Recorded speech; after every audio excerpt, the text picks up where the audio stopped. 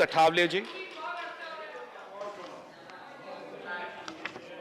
सभापति महोदय,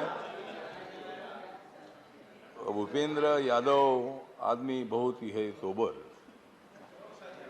भूपेंद्र यादव आदमी बहुत ही है सोबर, इसलिए मोदी जी ने उनको मंत्रालय दिया है लेबर। मैं हूं भूपेंद्र यादव का नेबर। मैं हूं भूपेंद्र यादव का नेबर, इसलिए मैं भी बन गया हूं सोबर। नरेंद्र मोदी जी का नारा है श्रमिकों को न्याय देना। नरेंद्र मोदी जी का नारा है श्रमिकों को न्याय देना, उसके बदले उनसे कुछ भी नहीं लेना। कांग्रेस से अब मेरा नहीं है कुछ भी लेना देना। कांग्रेस से अब मेरा कुछ भी नहीं है लेना देना, क्योंकि मोदी जी के पीछे खड़ी है मेरी रिपब्लिकन सेना। तो आज लेबर एंड एम्प्लॉयमेंट विषय पर ये चर्चा हो रही है, और देश जो है, देश मतलब श्रमिकों के ताकत पर खड़ा है। श्रम शक्ति जो है, श्रम शक्ति हमारी भक्ति है। श्रमिकों को न्याय देना ये हमारी जिम्मेदारी है। कांग्रेस ने भी न्याय दिया, लेकिन थोड़ा थोड़ा दिया। लेकिन नरेंद्र मोदी जी ने श्रमिकों के लिए आत्मनिर्भर भारत योजना बनाई।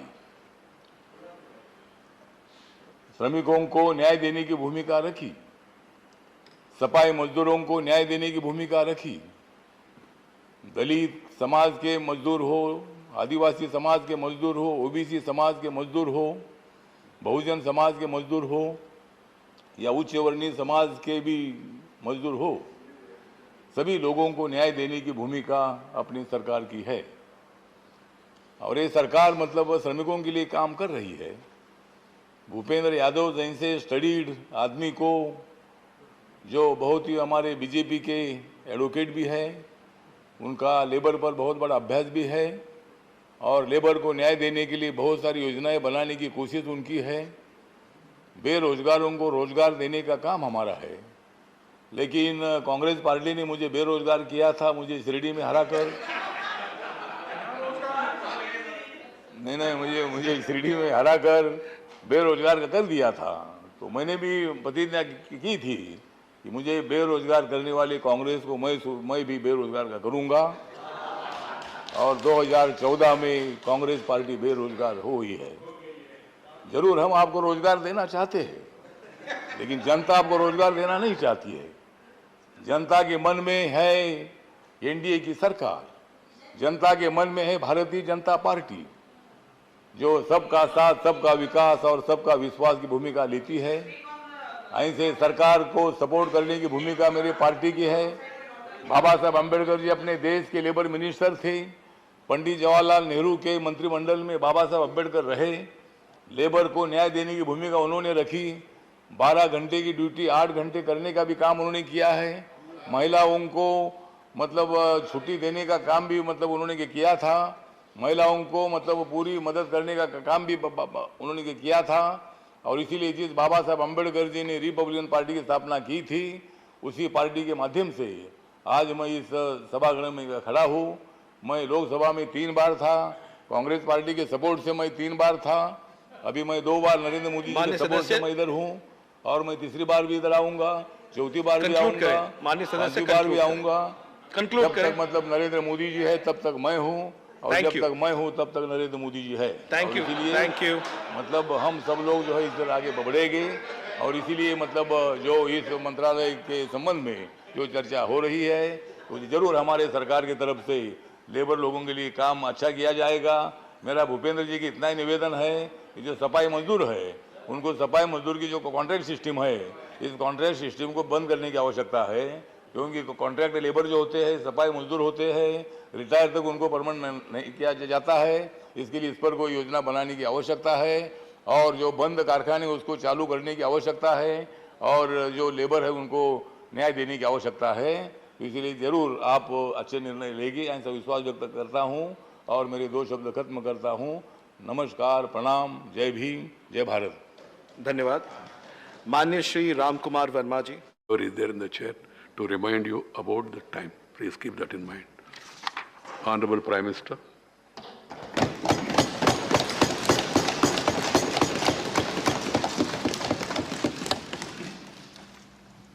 आदरणीय सभापति जी, आपने वक्ताओं के लिए काफ़ी सीमाएं बांधी है।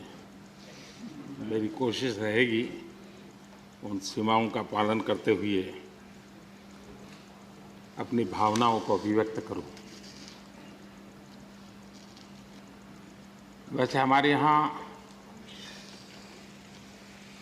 विदाई समारंभ तो है ही है, जा रहे हैं साथी, लेकिन जैसे बंगाली में कहते हैं आमी आशी,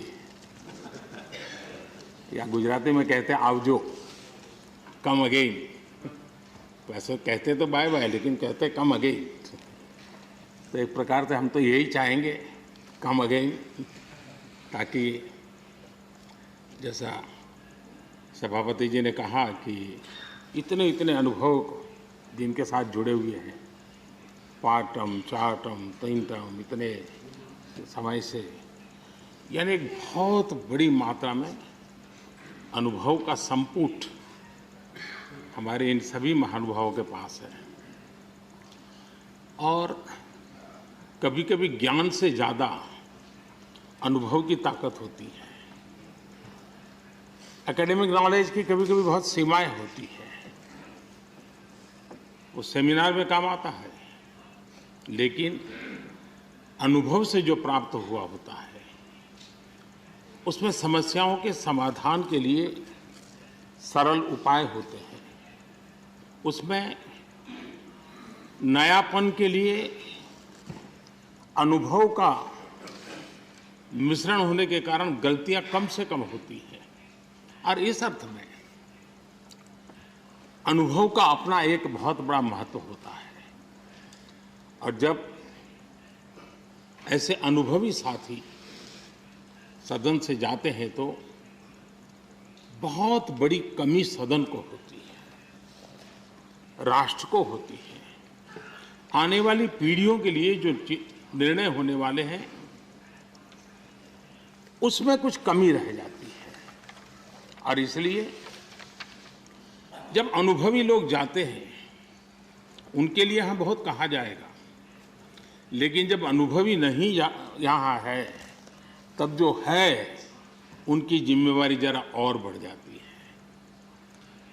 वो जो अनुभव की गाथा यहाँ छोड़ के गए हैं, जो बाकी यहाँ रहने वाले हैं, उनको उसको आगे बढ़ाना होता है। और जब वो आगे बढ़ाते हैं तो सदन की ताकत को कभी कमी महसूस नहीं होती है। और मुझे विश्वास है कि आप जो साथी आज विदाई लेने वाले हैं, उनसे हम जो सभी सीखे हैं, आज हम भी संकल्प करें उसमें से जो भी उत्तम है, जो श्रेष्ठ है, उसको हम आगे बढ़ाने में इस सदन की पवित्र जगह का जरूर हम उपयोग करेंगे, और ताकि देश को समृद्धि में बहुत काम आएगा। एक लंबा समय हम इस 4 दीवारों के बीच में बिताते हैं।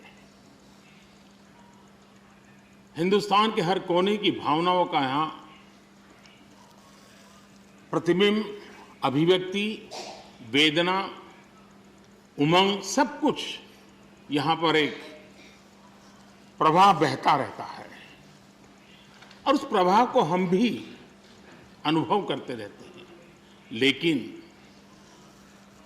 कभी हमको लगता होगा कि मैंने इस सदन में बहुत कुछ कंट्रीब्यूट किया, बहुत सच्चाई है, लेकिन साथ साथ इस सदन ने भी हमारे जीवन में बहुत कुछ कंट्रीब्यूट किया। हम सदन को देकर के जाते हैं, उससे ज्यादा सदन से लेकर के जाते हैं, क्योंकि भारत की विविधताओं से भरी हुई सामाजिक व्यवस्थाओं से, अनेक प्रकार के उतार चढ़ाव वाली व्यवस्थाओं से निकली हुई चीजें, उसको हम प्रतिदिन अनुभव करते हैं सदन में। और इसलिए मैं आज यही कहूंगा कि भले हम इन 4 दीवारों से निकल रहे हैं, लेकिन इस अनुभव को राष्ट्र के सर्वोत्तम हित के लिए चारों दिशाओं में ले जाएं, चारों दीवारों में पाया हुआ चारों दिशाओं में ले जाएं, ये हम सबका संकल्प रहे। और हमारी ये भी कोशिश रहे कि सदन में अपने कालखंड में जो महत्वपूर्ण चीजें हमने कंट्रीब्यूट की हैं, जिसने देश को शेप दिया, देश की दिशा को मोड़ा है, मैं चाहूंगा उन स्मृतियों को आप कहीं न कहीं शब्दबद्ध करें, कहीं न कहीं लिखें, ताकि कभी न कभी वो आने वाली पीढ़ियों को रेफरेंस के रूप में काम आएगी।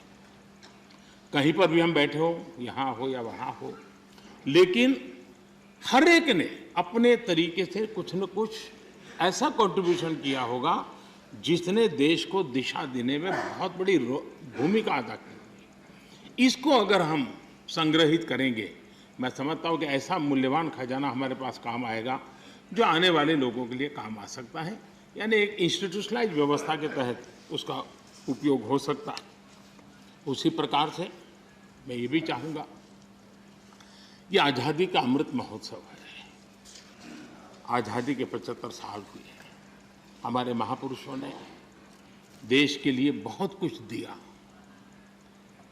अब देने की जिम्मेवारी हमारी है। हम यहाँ से उस भाव को लेकर के, क्योंकि अब थोड़ा समय ज़्यादा होगा हमारे पास, जब यहाँ से जा रहे हैं तो सभापति जी का बंधन भी नहीं होगा तो आप बड़े खुले मन से एक बड़े मंच पर जाकर के आज़ादी के अमृत महोत्सव के इस महामूल्य पर्व को माध्यम बना करके आने वाली पीढ़ियों को कैसे प्रेरित कर सकते हैं, उसमें अगर आपका योगदान रहेगा, मैं समझता हूँ देश को बहुत बड़ी ताकत मिलेगी, बहुत बड़ा लाभ मिलेगा। मैं सभी साथियों को, मैं इंडिविजुअली उल्लेख नहीं कर रहा हूँ, सभापति जी ने कहा है कि व्यक्तिगत मिले तो कह देना, तो मैं व्यक्तिगत जरूर कोशिश करूँगा। आप सबको अपनी अच्छी अच्छी बातें बताऊँगा। आपकी जो अच्छी बातें हैं उसको मैं जरूर नोटिस करता हूँ। मैं फिर एक बार आप सबको बहुत बहुत शुभकामनाएं देता हूँ। धन्यवाद। धन्यवाद प्रधानमंत्री जी। श्री मल्लिकार्जुन खड़गे जी, लीडर ऑफ द अपोजिशन।